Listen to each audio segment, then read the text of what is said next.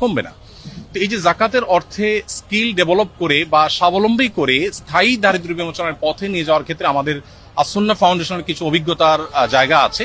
সেই জায়গা থেকে আমরা কিছু পরামর্শ, কিছু মত আমরা দেওয়ার চেষ্টা করছি মাননীয় প্রধানমন্ত্রীকে, এবং সেই মতগুলো তিনি শুনে তিনি খুবই খুশি হলেন এবং তিনি আমাদেরকে মাননীয় মন্ত্রী ধর্মমন্ত্রী মহোদয়কে এবং অন্যদেরকে সংশ্লিষ্টদেরকে নির্দেশ দিয়েছেন যে যেন জাকাত নিয়ে সরকারের জায়গা থেকে আরো ইফেক্টিভলি কিভাবে জাকাত বন্টনকে আরো সুশৃঙ্খল ভাবে করা যায় এবং আরো ইফেক্টিভলি করা যায় সেই সম্ভাবনাগুলোকে খুঁজে বের করার জন্য তিনি নির্দেশ দিয়েছেন।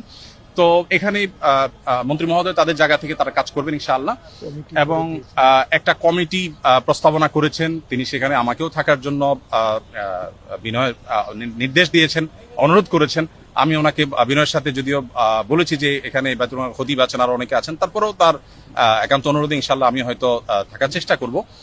দিন শেষে মূলত আমি আমার জায়গা থেকে যে প্রস্তাবনাটা দিয়েছি সেটা হলো যে এখন যেভাবে মানুষ যার যার মতো জাকাত দিচ্ছে এটা তো আছেই, এর